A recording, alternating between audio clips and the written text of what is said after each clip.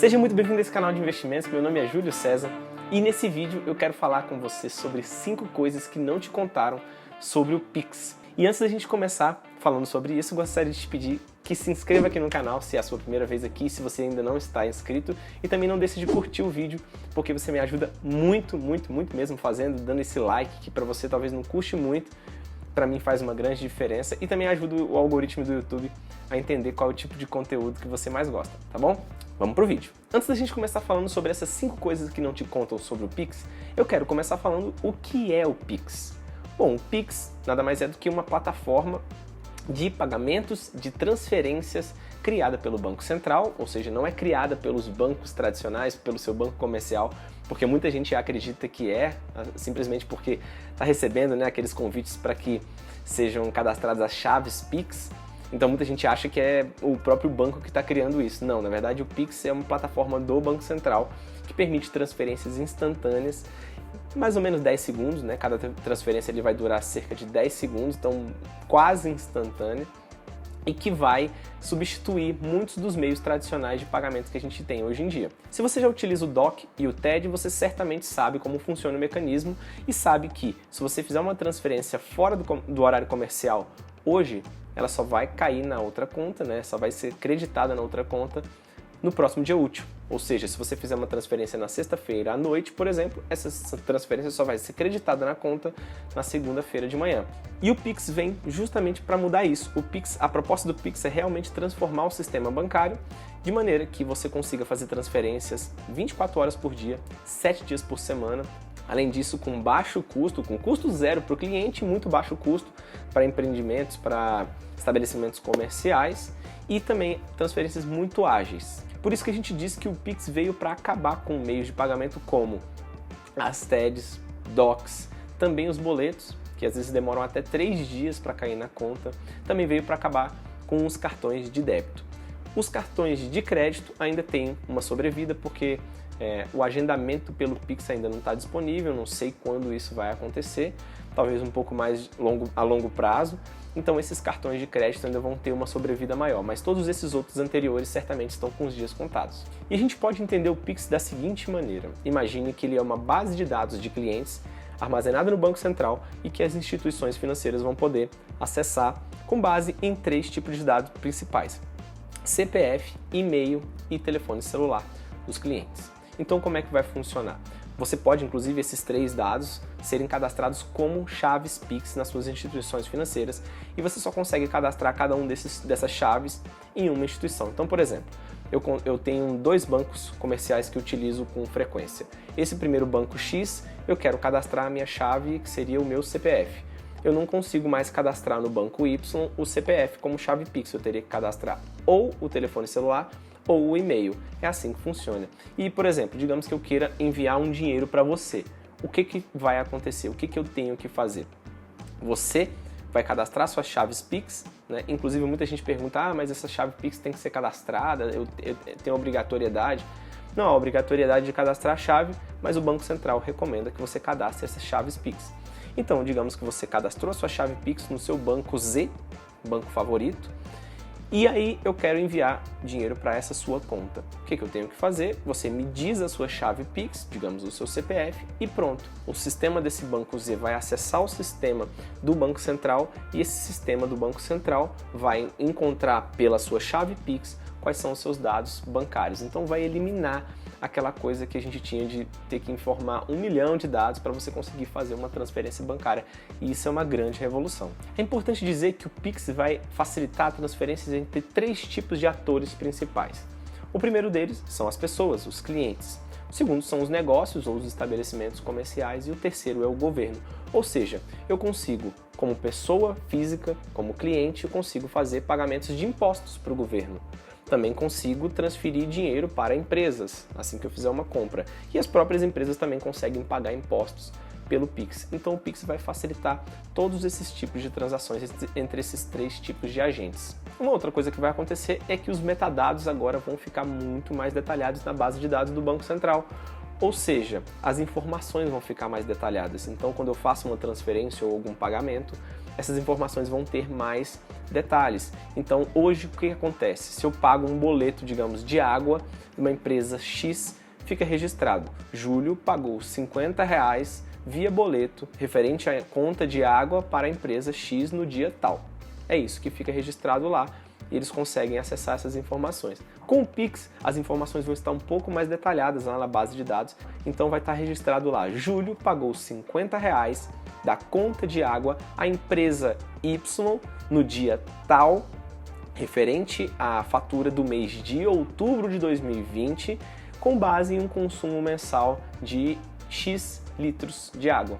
Além disso, para muitas pessoas que talvez não saibam disso ainda, a maioria dos grandes bancos e até mesmo das fintechs vão acabar aderindo ao Pix, porque há uma obrigatoriedade do Banco Central de que instituições com mais de 500 mil clientes sejam cadastradas no Pix, se cadastrem no Pix. Então, muito provavelmente, o banco comercial que você utiliza vai estar cadastrado no Pix. E tudo isso é muito bom, eu acredito que vai realmente ser uma grande revolução do nosso sistema financeiro, mas é importante que fiquemos atentos a esses 5 pontos que eu quero falar agora e que talvez muita gente não esteja prestando atenção. O primeiro ponto que a gente tem que se atentar aqui é que dá a impressão que o Pix foi criado pelo Banco Central de certa forma para concorrer com as criptomoedas, para tentar suprir várias das vantagens das criptomoedas e que hoje o nosso sistema financeiro não possuía. E por que isso é ruim? Pelo simples fato de que as criptomoedas, além de não terem as desvantagens que o nosso sistema financeiro tinha, ela tem todas as vantagens que o Pix vai ter e mais algumas outras, especialmente a vantagem de não ser controlada por nenhum banco central e por isso, no meu entendimento, ser muito mais democrática e ser muito menos exclusiva, como na verdade até hoje eu acredito que o Pix vai ser. A gente vai falar um pouquinho mais sobre isso. Então pode ser que seja muito interessante, realmente o Pix vem para mudar muita coisa, mas eu fico temeroso de que o Pix acabe esvaziando a discussão sobre a inclusão de criptomoedas na nossa economia. O Banco Central, por exemplo, poderia ter criado uma criptomoeda como muitos outros países têm feito, mas de alguma maneira ele ainda quer manter o controle sobre a moeda e sobre a nossa economia. E isso talvez não seja o melhor dos mundos. Então por isso que eu acho muito temerário a gente esvaziar a discussão sobre as criptomoedas com a inclusão do Pix. Então isso é uma coisa para a gente ficar bem atento nos próximos anos. O segundo ponto é que certamente com o Pix nós teremos um incentivo cada vez menor para a utilização do papel moeda. E muita gente pode pensar: poxa, Júlio, mas isso talvez seja uma coisa boa, não? Acabar com essas células de papel. O problema é que, ao contrário do que estão dizendo, de que o Pix vai democratizar o acesso ao mercado financeiro, na minha visão, ele não vai democratizar e ainda vai piorar. Na verdade, no sistema financeiro nacional e no momento de Brasil que a gente vive, isso talvez não seja uma boa coisa, pelo simples fato de que muitas pessoas desbancarizadas, o papel moeda acaba sendo a única forma que essas pessoas têm de participar do sistema financeiro nacional. Muitas pessoas, não conseguem ter, por exemplo, uma conta em banco, estarem incluídas no sistema financeiro porque ele é muito burocrático, exige comprovante de rendimentos que muitas pessoas não têm, comprovante de endereço que muitas pessoas não têm e vários outros dados, às vezes CPF, que algumas pessoas até hoje ainda não possuem. E isso acaba sendo muito mais exclusivo do que inclusivo. E hoje, a única maneira que essas pessoas têm de participarem do sistema financeiro é por meio do papel moeda, do dinheiro em papel. Se você começa a excluir cada vez mais ou desincentivar, talvez por meio do Pix ou de outras formas, outras plataformas, desincentivar o uso do papel moeda, essas pessoas cada vez mais vão estar excluídas do sistema financeiro nacional. E a gente viu isso acontecer agora na crise do coronavírus, que muitas pessoas não conseguiam ter acesso ao auxílio emergencial porque elas não tinham comprovante de rendimento, comprovante de endereço, não tinham muitas vezes dados como CPF, identidade. Infelizmente, essa ainda é a realidade no nosso país e a gente não pode esvaziar de uma vez a discussão também sobre o papel moeda, a gente não pode acabar com o papel moeda de uma vez sem que a gente dê condições para que essas pessoas estejam incluídas no sistema financeiro nacional. O terceiro ponto aqui não seria nem bem um problema para os usuários do Pix, mas sim para as empresas que fazem a intermediação financeira. Então, por exemplo, maquininhas de cartão de crédito seriam as adquirentes, as bandeiras de cartão de crédito, processadoras, enfim, todas essas empresas que estão no meio do caminho para quando eu faço uma compra, a gente sabe que você faz uma compra no seu cartão de débito ou de crédito, tem ali uma bandeira do cartão que toma uma porcentagem daquela compra, as maquininhas, as adquirentes também ganham uma porcentagem dessa compra.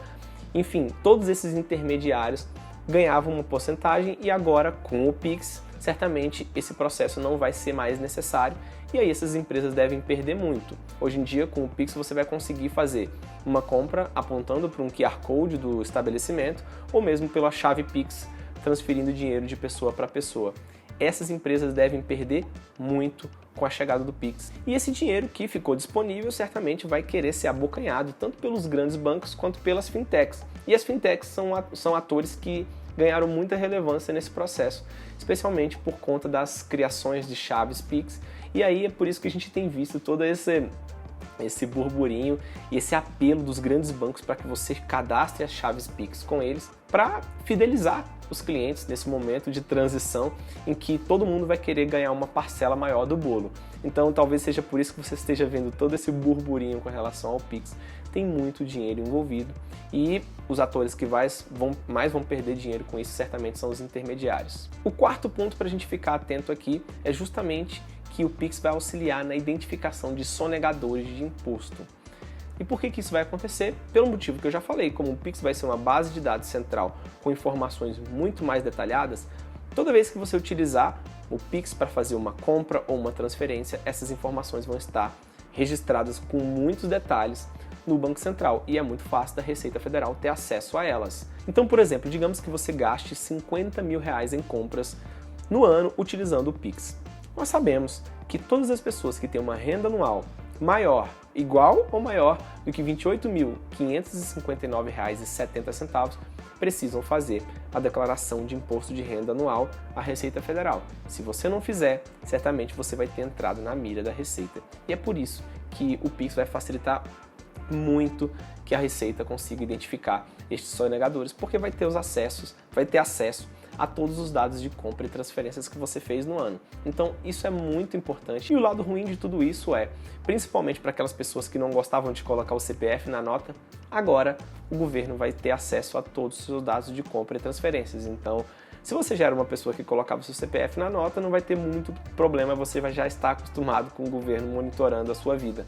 Mas se você não colocava o CPF na nota e tem problemas, não gostaria de ter sua privacidade invadida, não quer que ninguém saiba como você gasta o seu dinheiro, infelizmente, com o Pix agora isso não vai ser mais possível, porque como eu já disse, essa base de dados central vai ficar disponível para que o governo acesse quando quiser. O quinto e último ponto que a gente precisa ficar muito atento aqui é sobre a segurança do Pix. Apesar de muitas pessoas falarem que a segurança é justamente porque ele está sendo desenvolvido centralizado lá no Banco Central, mas a gente sabe que a operação de ponta a ponta vai ficar a cargo dos bancos tradicionais, dos bancos comerciais, assim como funciona hoje. Ou seja, a grande probabilidade de que o Pix também sofra com as fraudes que já acontecem e tem acontecido até mesmo agora no momento de cadastramento das chaves Pix. Então, é muito importante a gente saber que essas fraudes podem acontecer, se preparar para elas, porque infelizmente no nosso sistema financeiro atual é assim que funciona o jogo, diferentemente do que aconteceria com as criptomoedas que têm uma proteção muito maior por conta do blockchain. E uma outra coisa muito importante da gente ficar atento é não só com relação às fraudes que podem acontecer e já estão acontecendo, mas também com os próprios erros de digitação dos clientes, porque como o Pix faz transferências de forma instantânea, pode ser que você não tenha a garantia do retorno daquele seu valor enviado errado para alguma outra conta. E você? O que achou de tudo isso? O que você achou do Pix? O que achou de todos esses pontos? Tem mais algum outro ponto que você identifique que eu não falei aqui? Coloca aqui no comentário. Não deixa de comentar, diga, vamos discutir um pouco mais sobre esse assunto, porque vai ser um assunto em voga. A maioria das pessoas que tem conta em banco comercial vão utilizar o Pix. E é por isso que eu te peço também que se você gostou desse vídeo, não deixe de curtir, dar o like aqui embaixo e também de compartilhar para essas pessoas, para que elas também possam ficar atentas com todo essa nova plataforma que vem para transformar o nosso sistema financeiro. Um grande abraço e eu te encontro no próximo vídeo. Tchau, tchau. Um pouco desse